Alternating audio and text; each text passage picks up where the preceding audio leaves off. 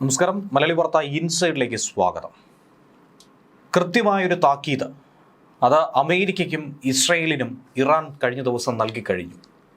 തങ്ങളുടെ പരമോന്നത നേതാവിനെ ആക്രമിക്കണമെന്ന് ആഗ്രഹിച്ചാൽ അതൊരു യുദ്ധപ്രഖ്യാപനമായി നോക്കിക്കണ്ടുകൊള്ളൂ എന്നാണ് ഇസ്രയേലിനോടും അമേരിക്കയോടും ഇറാന്റെ പ്രസിഡന്റ് മസൂദ് പെസഷ്കിയാൻ കഴിഞ്ഞ ദിവസം പറഞ്ഞത്.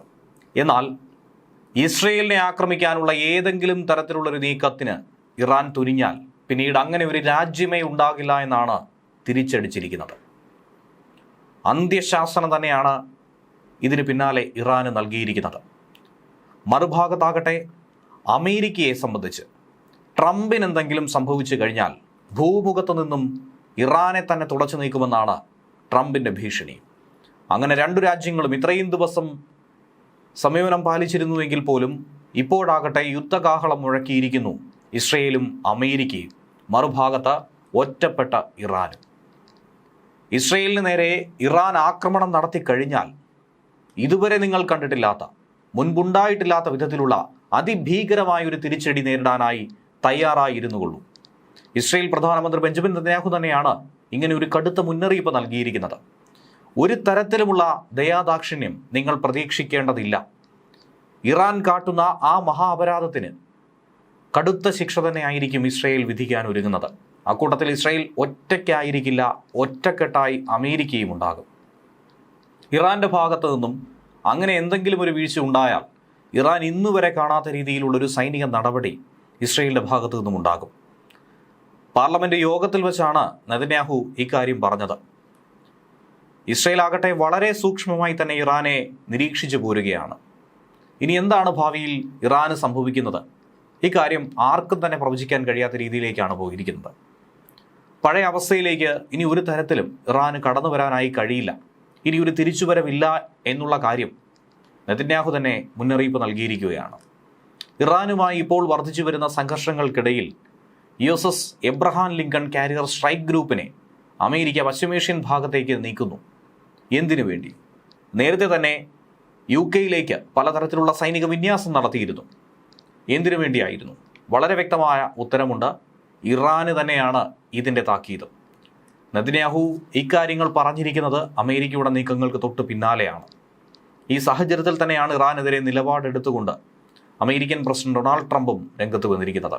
ട്രംപിനെ കൊലപ്പെടുത്തുമെന്ന ഭീഷണിയായിരുന്നു ഇറാൻ നേരത്തെ ഉയർത്തിയത്. അതിനുള്ള തിരിച്ചടി എന്ന രീതിയിൽ, മറുഭീഷണി എന്ന രീതിയിൽ ട്രംപും രംഗത്ത് വന്നിട്ടുണ്ട്. തൻ്റെ ദേഹത്തൊരു പോറൽ പറ്റിക്കഴിഞ്ഞാലും ഇനിയിപ്പോൾ താൻ കൊല്ലപ്പെട്ട് കഴിഞ്ഞാലും അതിന് ഉത്തരവാദികളായി അന്വേഷിച്ചു വരുമ്പോൾ പിന്നിൽ ഇറാനാണ് പ്രവർത്തിച്ചതെന്ന് കണ്ടെത്തിയാൽ അവരെ പൂർണ്ണമായി നശിപ്പിക്കണമെന്നുള്ള നിർദ്ദേശം ഇതിനോടൊക്കെ തന്നെ നൽകി കഴിഞ്ഞുവെന്നാണ് ട്രംപ് പറയുന്നത്. തൻ്റെ അസാന്നിധ്യത്തിലും അമേരിക്കൻ സേന കൃത്യമായി തന്നെ പോരാടും. അക്കാര്യത്തിൽ ഒരു സംശയവും നിങ്ങൾ കാണേണ്ടതില്ല എന്നാണ് പറഞ്ഞിരിക്കുന്നത്. ഇറാനുമായിട്ടുള്ള സംഘർഷം അങ്ങനെ അതിരൂക്ഷമായി മാറിക്കൊണ്ടിരിക്കുന്ന ഒരു സാഹചര്യം ഉണ്ടാകുന്നു. ട്രംപ് ആകട്ടെ അതിന് കൂടുതൽ ആക്കം പകരുന്നു. തനിക്കെതിരെ വധശ്രമം നടന്നാൽ ഇറാനെതിരെ ശക്തമായി തിരിച്ചടിക്കണമെന്ന നിലവിൽ ഉപദേഷ്ടാക്കൾക്ക് ട്രംപ് നിർദ്ദേശം നൽകി കഴിഞ്ഞിരിക്കുന്നു. എന്ത് സംഭവിച്ചാലും ഈ ഭൂമുഖത്തു നിന്നും അവരെ തുടച്ചു നീക്കണം. അതിനു വേണ്ടിയിട്ടുള്ള ഒരു ശക്തമായ നിർദ്ദേശം തന്നെയാണ് നിലവിൽ നൽകിയിരിക്കുന്നതെന്നാണ് ട്രംപ് പറഞ്ഞിരിക്കുന്നത്. താൻ വധിക്കപ്പെടാനുള്ള സാധ്യതകൾ ഏറെ കൂടുതലായി നോക്കി കാണുന്നുണ്ട്. അങ്ങനെ ഒരു സാധ്യത ഉണ്ടായാൽ ഈ നിർദ്ദേശം പ്രത്യേകമായി പാലിക്കപ്പെടണം എന്നുള്ള കാര്യം നിങ്ങളേവരും ഓർക്കുക എന്നാണ് മറ്റ് സെനറ്റർമാരോട് പറഞ്ഞിരിക്കുന്നത്. ഈ പ്രതികരണങ്ങൾ അമേരിക്ക ഇറാൻ ബന്ധം കൂടുതൽ വഷളാകുന്ന ഒരു സാഹചര്യത്തിലേക്കാണ് വിരൽ ചൂണ്ടുന്നത്. ടെഹ്റാനെതിരെ പരമാവധി സമ്മർദ്ദം പുനഃസ്ഥാപിക്കുന്ന ഒരു എക്സിക്യൂട്ടീവ് ഓർഡറിൽ ഒപ്പുവയ്ക്കുന്നതിനിടയിലാണ് ട്രംപ് ഇക്കാര്യങ്ങൾ എടുത്തു പറഞ്ഞിരിക്കുന്നത്. ഉപരോധങ്ങൾ കൊണ്ട് ശ്വാസം മുട്ടിക്കുന്നതിനിടയിൽ ഭീഷണികൾ കൊണ്ട് നിലം തൊടിയിക്കാനാണ് ശ്രമിക്കുന്നത്. ഏതെങ്കിലും തരത്തിൽ അനിഷ്ടകരമായ എന്തെങ്കിലും സംഭവിച്ചാൽ ഒന്നും ഇനി ഈ ഭൂമുഖത്ത് അവശേഷിക്കില്ല, അവശേഷിപ്പിക്കരുത് എന്നുള്ള നിർദ്ദേശമാണ് താൻ നൽകിയത്. അവർ ആ നിർദ്ദേശങ്ങൾ അനുസരിച്ചാൽ പിന്നെ ഇറാൻ എന്ന രാജ്യം പോലും കാണില്ല. അമേരിക്കയുടെ ഭരണഘടന അനുസരിച്ച് പ്രസിഡന്റ് വധിക്കപ്പെട്ടാൽ വൈസ് പ്രസിഡന്റ് സ്ഥാനം ഏറ്റെടുക്കും. എന്നാൽ മുൻഗാമിയുടെ ഏതെങ്കിലും നിർദ്ദേശങ്ങളിൽ അദ്ദേഹത്തിന് നിയമപരമായ ഉത്തരവാദിത്വം ഉണ്ടായിരിക്കില്ല. അതുകൊണ്ട് തന്നെ ഇറാന്റെ പരമോന്നത നേതാവിനെ കൊലപ്പെടുത്തണമെന്ന് ഞാൻ തന്നെ ഉത്തരവിടുന്നു. അതിൻ്റെ പഴി ഒരിക്കലും പിന്നീട് വരുന്ന അമേരിക്കൻ പ്രസിഡന്റിൻ്റെയോ അമേരിക്കൻ ജനതയുടെ തലയിൽ വരികയില്ല എന്നുള്ള കാര്യം കൂടി അദ്ദേഹം പറഞ്ഞ് അവസാനിപ്പിക്കുന്നു. ഇറാന്റെ പരമോന്നത നേതാവായിട്ടുള്ള ആയത്തുള്ള അലി ഖമനിയെ ലക്ഷ്യമാക്കി ഏതെങ്കിലും തരത്തിലുള്ള നടപടികൾ അത് സ്വീകരിക്കുന്നതിനെതിരെ ടെഹ്റാൻ ചൊവ്വാഴ്ച അമേരിക്കൻ പ്രസിഡന്റ് മുന്നറിയിപ്പ് നൽകിയതിന് പിന്നാലെയാണ് ഈ ഭീഷണി ഉയർന്നിരിക്കുന്നത്. ഖമനിയുടെ 4 പതിറ്റാണ്ട് നീണ്ട ഭരണം അത് അവസാനിപ്പിക്കണമെന്ന് ട്രംപ് പരസ്യമായി നേരത്തെ വെല്ലുവിളിച്ചിരുന്നു. ഇതിന് പറയുകയാണ്, നമ്മുടെ നേതാവിനെതിരെ ഏതെങ്കിലും തരത്തിലുള്ള അധിനിവേശമോ ആക്രമണമോ ഭീഷണിയോ ഉണ്ടായിക്കഴിഞ്ഞാൽ ഞങ്ങൾ ആ കൈ വെട്ടിമാറ്റുക മാത്രമല്ല, അവരുടെ ലോകം തന്നെ ഞങ്ങൾ കത്തിച്ചു കളയും എന്നാണ് ട്രംപിന് ഭീഷണിയായി നിലവിൽ ഇറാൻ പറഞ്ഞിട്ടുണ്ടായിരുന്നത്. അക്കാര്യങ്ങളൊക്കെ തന്നെ ട്രംപിന് വളരെ വ്യക്തമായി അറിയാമെന്നാണ് ഇറാനിയൻ സായുധ സേനയെ പ്രതിനിധീകരിച്ചുകൊണ്ട് അബോൾ ഫസൽ ഷെക്കാർച്ചി പറഞ്ഞിട്ടുണ്ടായിരുന്നത്. ഗാസയിലെ യുദ്ധാനന്തര ഭരണം സംബന്ധിച്ചും അമേരിക്കൻ നേതൃത്വത്തിലുള്ള പദ്ധതികളെക്കുറിച്ചും ഇക്കൂട്ടത്തിൽ ചർച്ചയായി മാറിയിട്ടുണ്ട്. നെതന്യാഹു അത് സംസാരിച്ചിട്ടുമുണ്ട്. തുർക്കി ഖത്തർ സൈനികരെ ഗാസയിലേക്ക് പ്രവേശിപ്പിക്കില്ല എന്നുള്ള കാര്യത്തിൽ നിലപാട് കടുപ്പിച്ചിരിക്കുകയാണ് Netanyahu. American president Donald Trump അധ്യക്ഷത വഹിക്കുന്ന സമാധാന സമിതിയിൽ തുർക്കി ഖത്തർ ഉദ്യോഗസ്ഥരെ സാധ്യതയുള്ള പങ്കാളികളായി എടുത്തു പറഞ്ഞിരുന്നു. ഇതിനെ തന്നെയാണ് നിലവിൽ എതിർത്തുകൊണ്ടിരിക്കുന്നത്. ഗാസയിൽ തുർക്കിയുടെ ഏതെങ്കിലും വിധത്തിലുള്ള പങ്കാളിത്തത്തെ ഒരു തരത്തിലും അനുവദിക്കില്ല എന്ന് ആവർത്തിച്ച് തന്നെ പരസ്യമായി തന്നെ ഇസ്രയേൽ എതിർത്തിട്ടുള്ളതാണ്.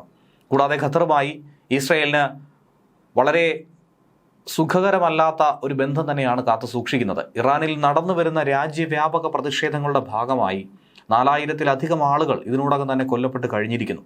യഥാർത്ഥ കണക്ക് അതിനേക്കാളും ഭയപ്പെടുത്തുന്നതാണ് എന്ന് വേണം മനസ്സിലാക്കാൻ.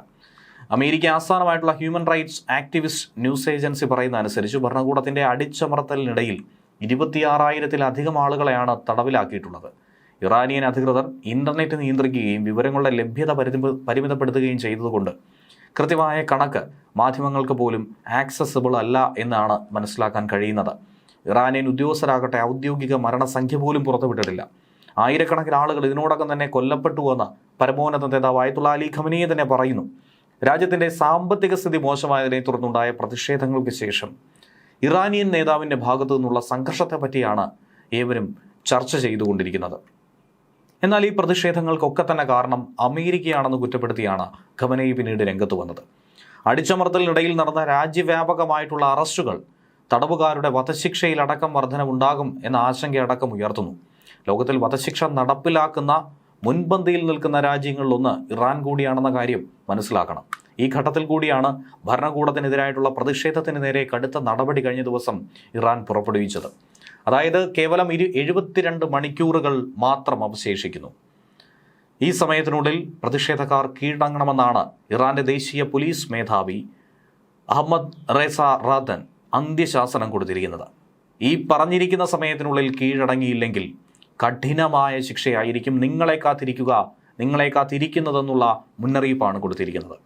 കീഴടങ്ങാൻ ഒരു തരത്തിലും തയ്യാറാകാത്തവർ നിയമത്തിൻ്റെ പൂർണ്ണ ശക്തിയെ തന്നെ നേരിടണമെന്നാണ് ദേശീയ പോലീസ് മേധാവി പറഞ്ഞിരിക്കുന്നത്. സമീപകാലത്തൊന്നും തന്നെ നേരിട്ടിട്ടില്ലാത്ത രീതിയിലുള്ള പ്രതിഷേധത്തിനാണ് ഈ കഴിഞ്ഞ ദിവസങ്ങളിൽ ഇറാൻ സാക്ഷിയായിരിക്കുന്നത്. ഇന്റർനെറ്റ് സേവനങ്ങൾ വിച്ഛേദിച്ചു 11 ദിവസം കഴിഞ്ഞു, 12ാം ദിവസത്തിലേക്ക് എത്തിയിരിക്കുന്നു. അതുകൊണ്ട് തന്നെ ഇറാനിലെ പ്രതിഷേധത്തിൻ്റെ വ്യാപ്തി ലോകം ഇന്നും കൃത്യമായി മനസ്സിലാക്കിയില്ല. അതിൻ്റെ അളവുകോൽ പുറത്തു വന്നിട്ടില്ല. എത്രയെന്ന കാര്യത്തിൽ വ്യക്തമായ വിവരം പുറത്തുവിട്ടിട്ടില്ല.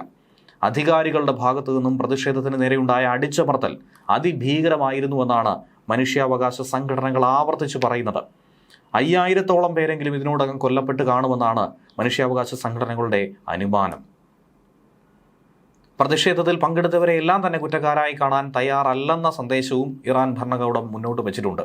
ചിലരൊക്കെ തെറ്റിദ്ധരിക്കപ്പെട്ട് പ്രതിഷേധത്തിൻ്റെ ഭാഗമായിട്ടുണ്ട്. അവരെയൊക്കെ തന്നെ മാപ്പ് നൽകാൻ ഉള്ള തീരുമാനങ്ങൾ ഉറപ്പായും ഇനി ഉണ്ടാകും. തെറ്റിദ്ധരിക്കപ്പെട്ട പ്രതിഷേധങ്ങളുടെ ഭാഗമായവരെയും അക്രമം സംഘടിപ്പിച്ചതായി ആരോപിക്കപ്പെടുന്നവരെയും ഒരുപോലെ കാണുന്നെന്ന് ദേശീയ പോലീസ് മേധാവി ഒരുപോലെ അല്ല കാണുന്നതെന്നാണ് ദേശീയ പോലീസ് മേധാവി പറഞ്ഞിട്ടുള്ളത്. അതുകൊണ്ട് തന്നെ ഈ പിടിക്കപ്പെട്ടവരിൽ പലരെയും വിട്ടയക്കാനുള്ള സാധ്യതയുണ്ടെന്നുള്ള സൂചന കൂടി ഇറാൻ നൽകുകയാണ്. അതൊരു താക്കീത് കൂടിയാണ്. ഇനി ആരെങ്കിലും തെറ്റിദ്ധരിക്കപ്പെട്ടിട്ടോ ഇനി സ്വാതന്ത്ര്യം ആവശ്യപ്പെട്ടിട്ടോ മുന്നോട്ട് വരേണ്ടതില്ല എന്ന് തന്നെയാണ് ഇറാൻ അവസാനിപ്പിക്കുന്നത്. കലാപത്തിൽ അറിയാതെ ഉൾപ്പെട്ട യുവാക്കളെ ശത്രുക്കളായിട്ടല്ല, പകരം വഞ്ചിക്കപ്പെട്ട വ്യക്തികളായി തങ്ങൾ കണക്കാക്കുന്നുവെന്നാണ് സ്റ്റേറ്റ് ടെലിവിഷനോട് അദ്ദേഹം പറഞ്ഞത്. ഒരു സമയപരിധി നൽകുന്നു, അതിനുള്ളിൽ കീഴടങ്ങിയാൽ ഇത്തരക്കാരോട് ദയ കാണിക്കുമെന്നാണ് അഹമ്മദ് റേസ റാദൻ കൂട്ടിച്ചേർക്കുന്നത്. കലാപങ്ങൾക്ക് ഉത്തരവാദികളായവർ കർശനമായ ശിക്ഷ അവർ അനുഭവിക്കേണ്ടി വരുമെന്ന് പ്രസിഡന്റ് മസൂദ് പെസഷ്കിയാൻ കഴിഞ്ഞ ദിവസം പറഞ്ഞിട്ടുണ്ടായിരുന്നു.